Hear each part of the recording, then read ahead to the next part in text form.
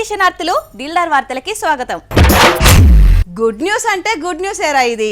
ఏందో అది. ఇప్పటి వరకు తెలంగాణ కర్ణాటకలనే ఫ్రీ బస్సు ప్రయాణం ఉండేది కదా మహిళలకు. అవును, ఇయాల్టి నుంచి ఆంధ్రాలో కూడా శురువైంది. మంగళగిరిలో జెండా ఊపి ఉండవల్లి నుంచి నెహ్రూ బస్ స్టాండ్ దాకా ఎవరెవరు ప్రయాణం చేసిరో తెలిసినా నీకు? నువ్వు చూపిస్తే కదా తెలిసేది. చూడు మరి.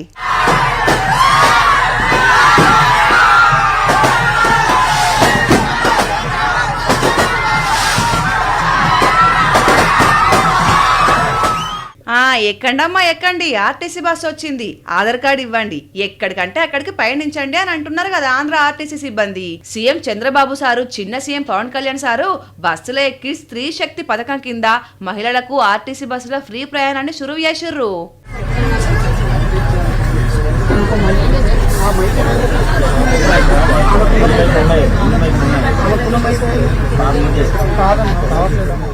తెలంగాణలో మొదల సీట్ల కోసం కీసులాటలు కుమ్ములాటలు గట్టిగానే అయినాయి.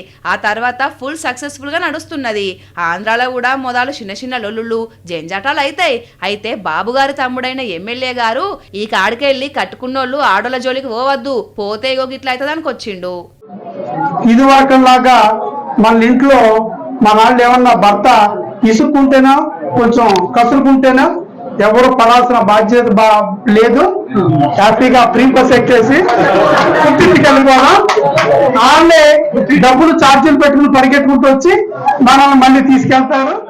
మంచిగానే ఉన్నావు సారు, మీరు ఫ్రీ బస్సులు పెట్టిర్రని ఆడోళ్ళకు ఏడ పని లేదా? ఎట్లా మొగంతోటి కొట్లాడి అవ్వగారింటికి పోతారా మీరు మీ మాటలు గాని? అయితే ఆటో డ్రైవర్ అన్నలు మా పొట్ట మీద కొట్టింది సర్కారు, మాకు బతుకు తెరువు చూపెట్టాలి అని నిరసనలు చేసిర్రు. ఆటో కార్మికులకు ఉపాధి కల్పించాలి, ఆటో కార్మికులకు ఉపాధి కల్పించిన తర్వాతే ఉచిత బస్సు అమలు చేయాలి, తర్వాతే ఉచిత బస్సు అమలు చేయాలి. సీఎం చంద్రబాబు సారు మీరు అందరి మంచి చెడ్డలు చూస్తారు అని అంటారు. అట్లనే ఇళ్లకు కూడా ఏదన్నా ఆలోచన చేస్తే మళ్ళీ ఎప్పట్లెక్కడే కుటుంబాలను పోషించుకుంటాము అని అంటున్నారు. నారా చంద్రబాబు నాయుడు గారిని తిలకంతో మంగళ హారతితో సాధారణంగా వేదిక మీదకు రావాల్సిందిగా కోరుతూ ఆహ్వానాన్ని తెలియజేస్తున్నాం. ఆర్టీసీ బస్సుల్లో కండక్టర్లు డ్రైవర్లు కూడా రిజర్వేషన్లు పెట్టాను. నా ప్రయత్నం ఫలించింది. కండక్టర్లు మాత్రం వచ్చారు, డ్రైవర్లు మాత్రం రాలేదు. తొందరలో ఆర్టీసీలో డ్రైవర్లుగా కూడా మా ఆడబిడ్డలు వచ్చే పరిస్థితి వస్తుంది. ఆ రోజు నేను డాక్రా సంఘాలు పెట్టి అనేక విషయాలు మీకు నేర్పించాను. ఆఫీస్కి ఎట్టబోవాలో చెప్పాను, ఆదాయాన్ని ఎట్ట పెంచుకోవాలో చెప్పాను. మీరు రూపాయి పొదుపు చేయండి, నేను రూపాయి ఇస్తానని పొదుపు ఉద్యమానికి శ్రీకారం చుట్టాం. పోయినవా జెండా వందనానికి? పోయినరా, కానీ అంతా ఉత్తకతే అయింది. అయ్యో ఏమైంది? మొదలు పోయినా జేబుకు జెండా పెట్టుకున్నా, మా ఎమ్మెల్యే ఎగరాలేదు కదా అని జర నీళ్లు తాగవద్దామని ఇంటికి వచ్చిన అంతల్నే జెండా ఎగరేసిర్రు. మంచి పని చేసిర్రు పట్టు. మరి నా లడ్డూలు స్వీట్లు నాకని ఇయ్యాలి కదా, అవి కూడా లేవని చెప్పి ఆఖరికి. అంటే నువ్వు పోయింది లడ్డు బూంది పొట్లాల కోసమా? కాదు గాని సాల్తి పోయింది స్వీట్ల కోసమే కవరింగ్ చేసుడు ఎందుకు గాని. పాండుల్లా 15 ఆగస్టు వేడుకల్ని చూద్దాం.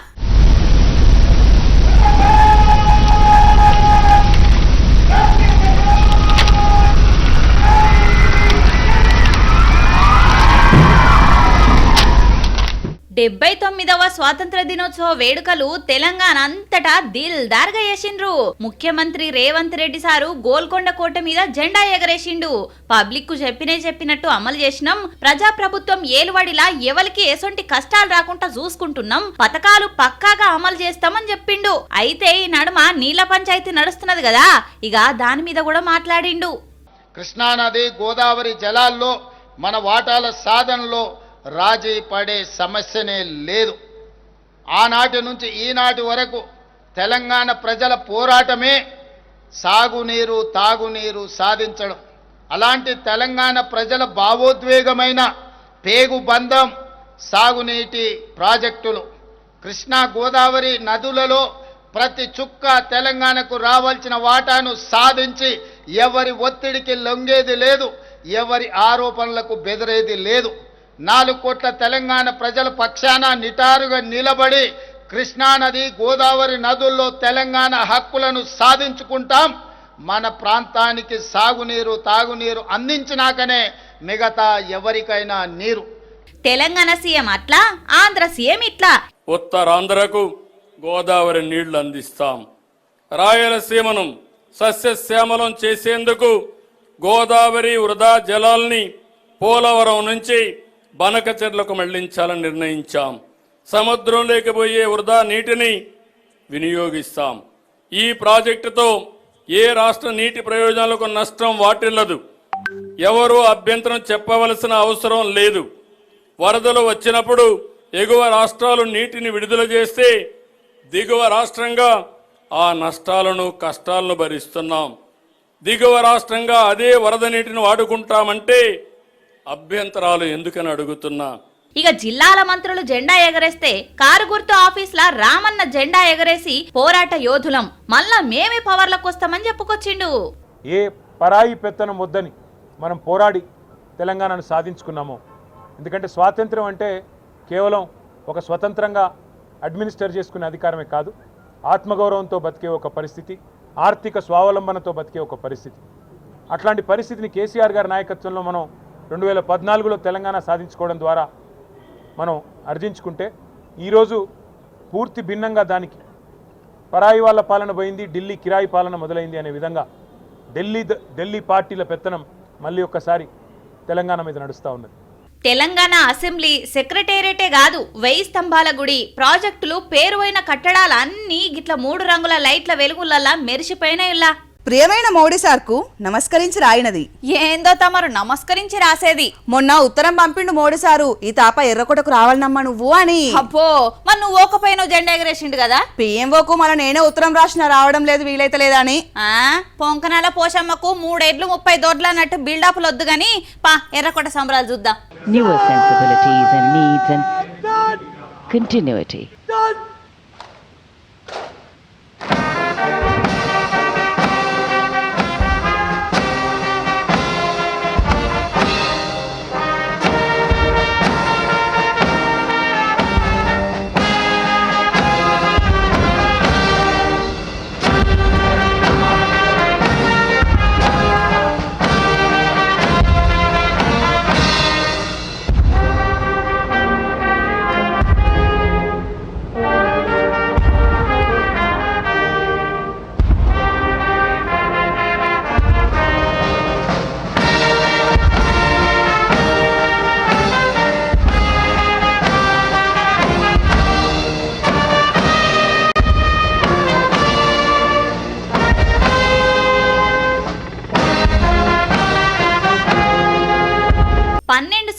ఎర్రకోట మీదకెళ్లి మువ్వనెల జెండా ఎగరేసిన ఘనకీర్తిని దక్కించుకున్నాడు మోతెవరి మోడీ సారు. మొదలు చిన్న పెద్దలందరికీ నమస్కారాలు పెట్టుకుంటా మందలిచ్చుకుంటా పోయిండు.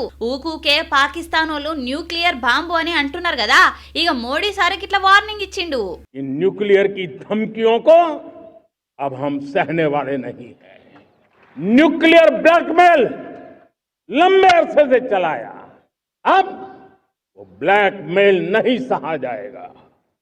आगे भी अगर दुश्मनों ने ये कोशिश जारी रखी, हमारी सेना तय करेगी, सेना की शर्तों पर, सेना जो समय निर्धारित करे उस समय पर, सेना जो तौर तरीके तय करे उस तौर तरीके से, सेना जो लक्ष्य तय करे उस लक्ष्य को अब हम अमल में ला करके रहने वाले हैं।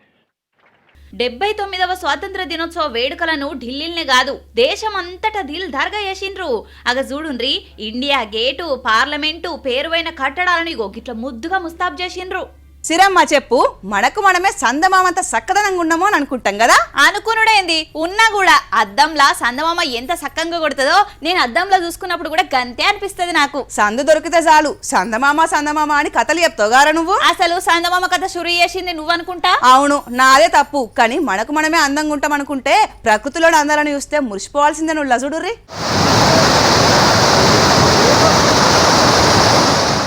గుంజగట్టేసిన తాడు గుంజుకొని వచ్చిన కోడల లెక్క భూతాల గుండెల మీద దుంకుతున్నారు కదా వానదేవుడు వరదదేవుడు. గా ఇద్దరాటలా శివయ్య విగ్రహం చూడుర్రి ఎంత చక్కగా కొడుతున్నదో.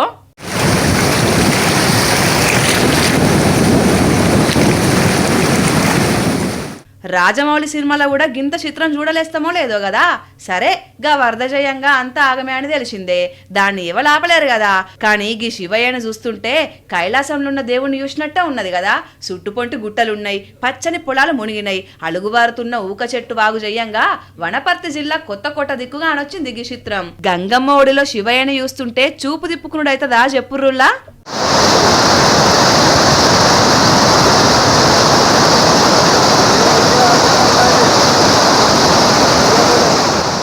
ఇవుల ఎరటి దిల్ దార్ వార్తలు మల్లచ్చ దిల్లార్ వార్తల్లా మళ్ళా కలుద్దాం. అంతవరకు చూస్తూనే ఉండండి వనితా టీవీ.